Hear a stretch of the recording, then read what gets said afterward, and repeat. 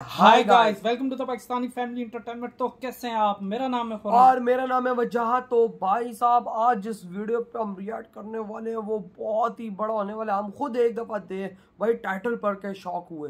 भाई जल्दी से वॉच करेंगे आखिर ऐसा हुआ ही क्यों था। तो भाई साहब, भगवान शिव और भगवान राम जी के दरमियान ऐसा प्रलयकारी हुआ युद्ध के भाई कांप गई थी पूरी दुनिया। अबे ऐसा युद्ध हुआ क्यों था यार? मैं तो पहली दफा ऐसा सुन रहा हूँ हाँ, कि भाई भगवान राम जी और भगवान शिव जी के में दरमियान ऐसा युद्ध। तो भाई साहब हालांकि कभी सुना कौन नहीं था। वही ना। तो यार इस बारे में कौन कौन जानता है कमेंट सेक्शन में बताइएगा। तो कौन करते स्टार्ट। क्या हुआ जब स्वयं भगवान श्री राम ने चलाया महादेव पर उनका ही दिव्यास्त्र यानी पशुपतास्त्र? आखिर क्यों हुआ था श्री राम और महादेव के बीच महाप्रलयकारी युद्ध? आप देख रहे हैं मिस्टीरियस हिंदू। तो चलिए अब करते हैं ज्ञान की बात। वीडियो में आगे बढ़ने से पहले हमारे चैनल को सब्सक्राइब अवश्य करें और बेल आइकन जरूर दबाएं। साथ ही कमेंट बॉक्स में जय श्री राम, हर हर महादेव अवश्य लिखिएगा। सभी दिव्यास्त्रों में सबसे शक्तिशाली अस्त्रों में से एक महादेव का पशुपतास्त्र। इस अस्त्र के प्रयोग से पूरी की पूरी सृष्टि का विनाश किया जा सकता था। वहीं दूसरी तरफ देवादिदेव महादेव अपनी असीम शक्ति के बल पर पल भर में ही किसी का भी विनाश कर सकते थे। लेकिन उनका सामना करने पहुंचे स्वयं भगवान श्री राम। कहते हैं धर्म की स्थापना करने के लिए त्रेता युग में भगवान विष्णु को श्री राम का अवतार लेना पड़ा था। इसी धर्म की स्थापना हेतु एक बार श्री राम को अपने आराध्य महादेव पर भी शस्त्र उठाना पड़ा। इस युद्ध के कारण पूरे संसार में त्राही त्राही मच गई थी। ये बात उस समय की है जब भगवान श्री राम अश्वमेघ यज्ञ कर रहे थे। इस यज्ञ का नियम था कि यज्ञ का घोड़ा जिस भी राज्य से होकर गुजरेगा वो राज्य यज्ञ करने वाले राजा का हो जाएगा। और अगर किसी राज्य में अश्वमेघ के घोड़े को बंदी बना लिया जाएगा तो उस राज्य के साथ युद्ध करके उसे परास्त करना पड़ेगा। अश्वमेघ यज्ञ के दौरान यज्ञ के घोड़े को लेकर श्री राम के भाई शत्रुघ्न आगे बढ़ रहे थे। यज्ञ के घोड़े को जिन जिन राजाओं ने पकड़ा उनके साथ श्री राम की सेना का युद्ध हुआ।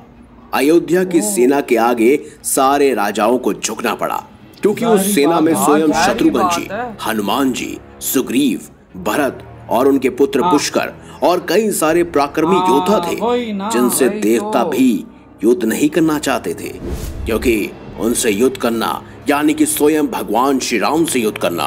कहते हैं सभी राजाओं को परास्त करने के बाद यज्ञ का घोड़ा देवपुर जा पहुंचा।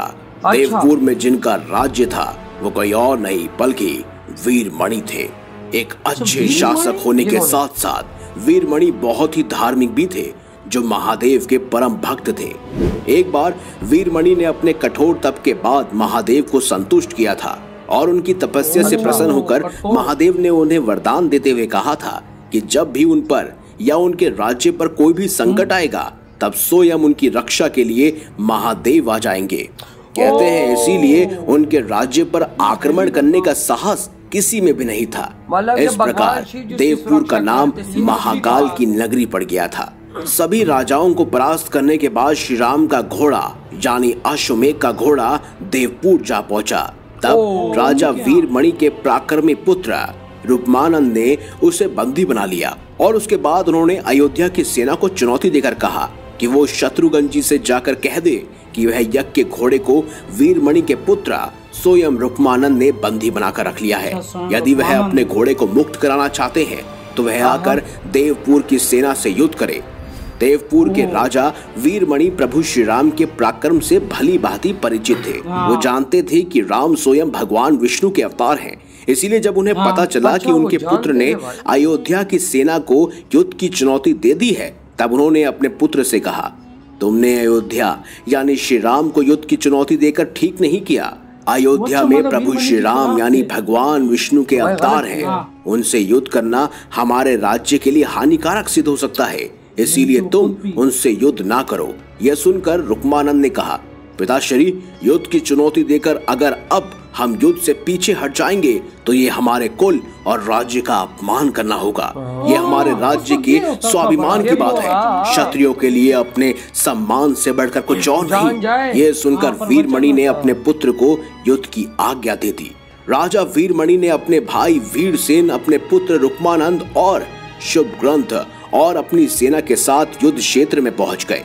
जब शत्रुघ्न जी को पता चला कि देवपुर के द्वारा यज्ञ के घोड़े को बंदी बना लिया गया है और अब वह श्री राम की सेना को युद्ध की चुनौती दे रहा है, तब वह बहुत क्रोधित हो उठे। उन्होंने संपूर्ण सेना के साथ देवपुर पर आक्रमण करने का विचार किया।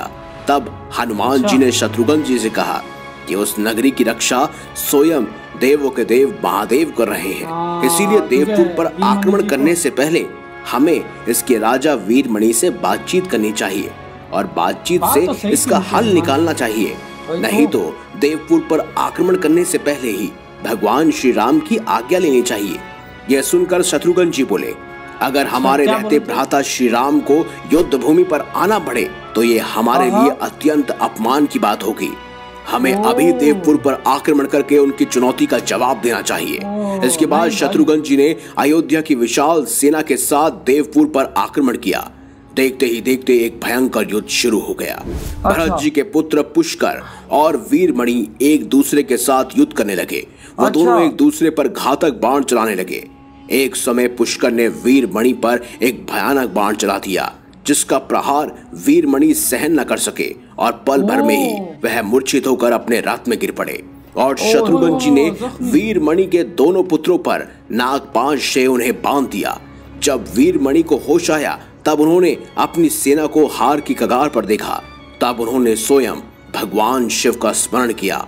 तब महादेव ने अपने भक्त वीरमणि की रक्षा हेतु वीरभद्र, नंदी और भृंगी के साथ साथ एक विशाल सेना को भेजा। उसी समय महादेव के सभी अनुचर हर हर महादेव कहकर अयोध्या की सेना पर टूट पड़े। ये देखकर अयोध्या की सेना बहुत ही भयभीत उठी। तब शत्रुघ्न जी ने हनुमान जी से कहा, वीरभद्र के उस उपरूप को देखिए हनुमान।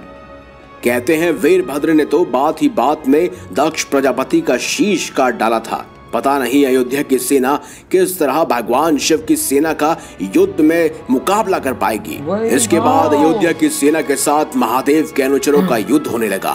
पुष्कर से वीरभद्र, हनुमान जी से नंदी और शत्रुघ्न जी से भृंगी का युद्ध होने लगा। इस दौरान वीरभद्र क्रोधित होकर अपने त्रिशूल से वीरभद्र जी ने पुष्कर का सर धड़ से अलग कर दिया। इसके बाद भृंगी ने महापाश से शत्रुघ्न जी को बांध दिया।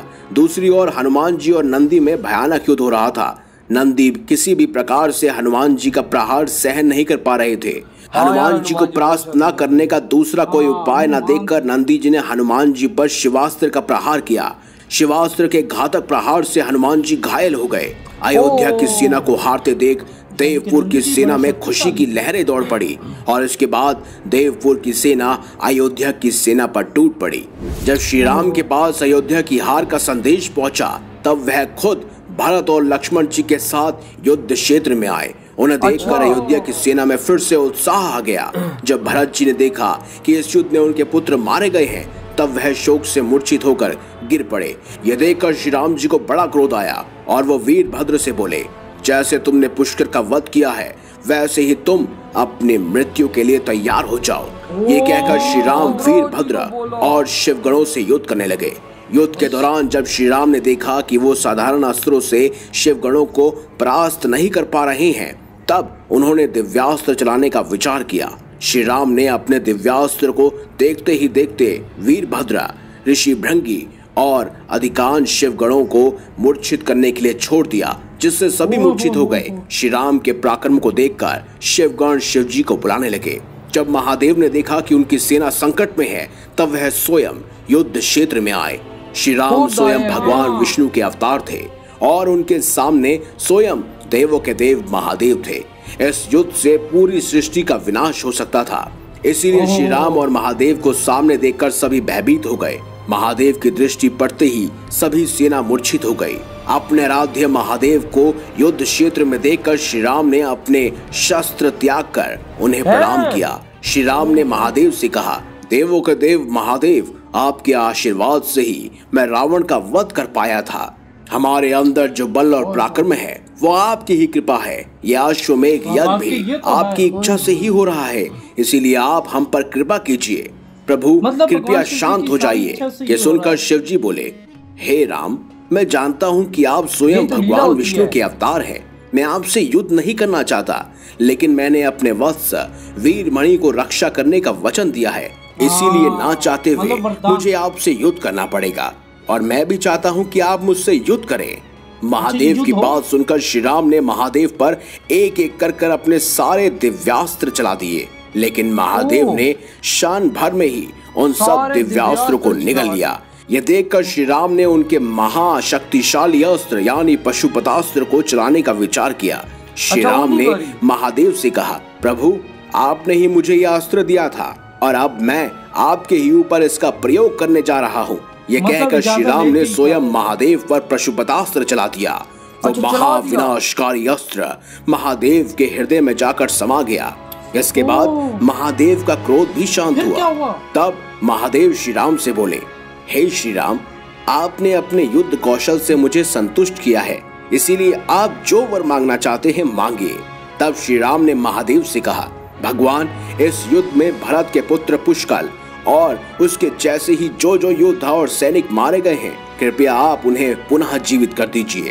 तब महादेव ने दोनों पक्षों से मारे गए सभी योद्धाओं को जीवित कर दिया, और इसके बाद शिव जी के कहने पर वीरमणि ने यज्ञ के घोड़े को वापस श्री राम को सौंप दिया और स्वयं श्री राम की शरण में चले गए। इस तरह से एक महाविनाशकारी युद्ध टल पाया, और यही था पुराणों का सबसे घातक और सबसे शक्तिशाली युद्ध, जो स्वयं भगवान महादेव और स्वयं भगवान श्री राम के बीच हुआ था। आपके इस बारे में इधर हुई है वीडियो खत्म। कसम से यार इस हिस्ट्री ने हिला दिया यार के भाई साहब, भगवान राम जी ने पाशुपतास्त्र चलाया था भगवान शिव जी पर, और भगवान यार वही ना, उन्होंने वो संभाल लिया अपने अंदर, और फिर उनको बोला जो मांगना है मांग लो। भगवान राम गुस्सा शांत होने का, क्योंकि भाई वो इसलिए लड़े कि उन्होंने कहा था कि मैंने समझो एक तरह से उनको वरदान दिया था वीरमणि जी को कि तुम्हारी रक्षा मैं करूंगा। तो उस चक्कर में फिर देखना उन्होंने बोला कि भाई जिस तरह भारत का बेटा या और जो भी मतलब मरे हैं उनको, जितने योद्धा मरे हैं, जो जिस साइड से जो मारा उसको आप जिंदा कर, और दोनों तरफ से। और भाई नंदी जी भी बड़े शक्तिशाली हैं। भाई उन्होंने शिवस्त्र का इस्तेमाल किया नंदी जी ने। तू नंदी जी को क्या समझता है भाई साहब? नंदी जी भगवान शिव जी के प्यारे हैं, उनके बच्चों में से भगवान शिव जी उनको अपना बच्चा मानते हैं, लेकिन भगवान हनुमान जी कितने शक्तिशाली हैं। लेकिन ये फर्स्ट टाइम तुझे धक्का नहीं लगा कि नंदी जी ने भगवान हनुमान जी को यार उनके शिवस्त्र यूज किया ना? वैसे वो लड़ रहे थे, उनसे मुकाबला नहीं कर पा रहे थे, लेकिन फिर उन्होंने शिवस्त्र का इस्तेमाल किया, फिर वो घायल हुए। लेकिन कितना यार ये युद्ध, अगर ये ना शांत होते भगवान शिव जी तो इसका क्या सोच भाई सब सारे आपस में भिड़े और भगवान राम जी और भगवान शिव जी का मुकाबला। यार वो क्या हुआ होगा उस टाइम यार? उस टाइम भाई अगर ये ना रुकता, और भगवान शिव जी का तुझे पता है, हमें गुस्सा पता है कि जब वो गुस्से में होते हैं ना तो कोई कुछ नहीं कर सकता, कोई कुछ नहीं कर सकता। दुनिया का अंत होना जरूरी है। फिर भाई साहब फिर भगवान विष्णु जी और ब्रह्मा देव जी भी डरते हैं कि भाई साहब इनके गुस्से को कोई किसी तरह शांत नहीं, तो ये भाई साहब सबके लिए विनाशकारी होगा। जाहिर बात, क्योंकि भाई साहब वही बात है कि जब भगवान हो, जब खुश हो, जब उसको गुस्सा है तो फिर यार, और जब खुश होते हैं तो हर चीज लुटा देते हैं। लेकिन सबसे बड़ी बात ये कि वीरमणि जी मतलब इनके घोड़े जहाँ जहाँ पे ये यज्ञ करते थे, ठीक है, इनका घोड़ा जो पकड़ लेता था तो वहां युद्ध होता था।